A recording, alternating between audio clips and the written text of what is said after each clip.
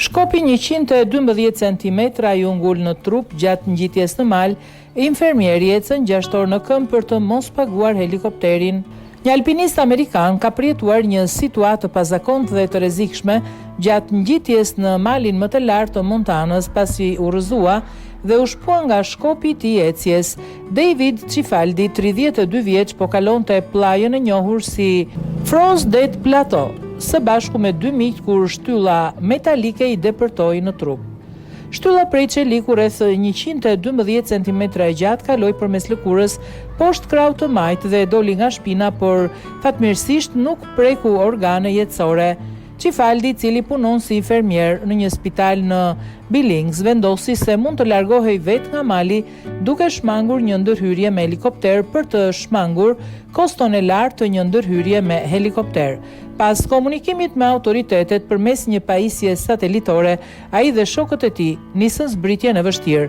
Grupi përshkroi rreth 16 kilometra në më shumë se 6 orë duke zbritur afro 1500 metra lartësi, ndërsa shtylla vazhdonte të ishte e ngulur në trupin e tij. Ngjarja ka shkaktuar reagime të shumta në rrjetet sociale. Shkencëtari amerikan i shëndetit publik Eric Liang Feng-Ding reagoi duke e përdorur rastin si shembull të kostove të larta të kujdesit shëndetësor në Shtetet e Bashkuara të Amerikës. Ai shkroi se askush nuk dëshiron të rrezikojë humbjen e të ardhurave të një viti të tërë për një shpëtim me helikopter dhe theksoi se kosto e kujdesit shëndetësor është tepër e lartë. Ekipet e kërkim shpëtimit ndoqën lëvizjet e grupit dhe komunikuan me ta gjatë gjithë rrugës. Kreu i ekipit të shpëtimit në qarkun Stillwater, T. Williams, tha se Cifaldi ishte i vetëdijshëm për gjendjen e tij dhe kishte vendosur të mos kërkonte evakuim ndaj autoritetet respektuan zgjedhjen e tij.